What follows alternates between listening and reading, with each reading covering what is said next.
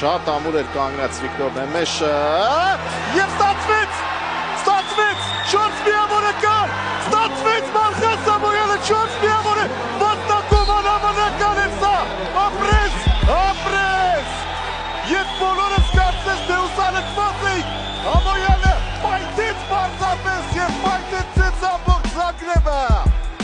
4 միավոր Նեմեշի մարտավական չելենջ է սեղմել, բայց ինչու, եթե ուզում եք պարտվել 4-6 աշխով խնդիր չկա, անհավանական էր ինչպես ցատկեց մրցակցի վրա Նեմեշը չեր հավատում, չէր սպասում, տեսեք ցատկեց, բռնեց և 4-ը կար, իհարկե կար 4-ը, պետք է խուսափել Եվրոպայի չեմպիոններից այսպես պետք է վախենալ, մինչև վերջին վայրկյանը պետք էր պահել զգոնությունը, Նեմեշը չարեց դա և պատժվեց։ Հիմա տեսնենք ժյուրին ինչ որոշում կընդունի, բայց այստեղ իհարկե կար 4։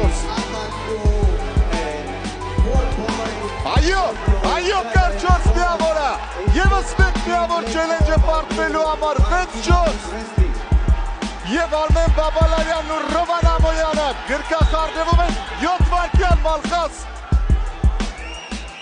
7 վայրկյան է պետք իմանալ, Նեմեշը գնա ռիսկի,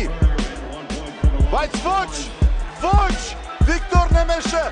հանձնատուր է լինում, ձեռքը պարզել է, բայց Ամոյանը զգոնությունը պահում է, ձեր էկրաններին Եվրոպայի կրկնակի չեմպիոն Մալխաս Ամոյանն է, անհավանական է պարզապես, անհավանական կամբեք է կատարում Մալխաս Ամոյանը, ապրես, երբ շքեղ էր,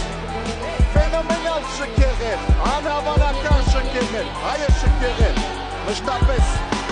Հայաստանի ներկայացուցիչները այսպես են աշխատում,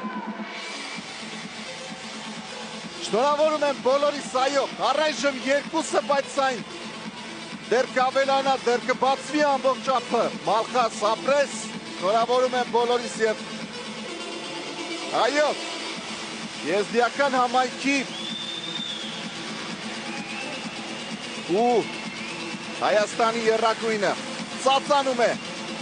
Մալխաս Ամոյանը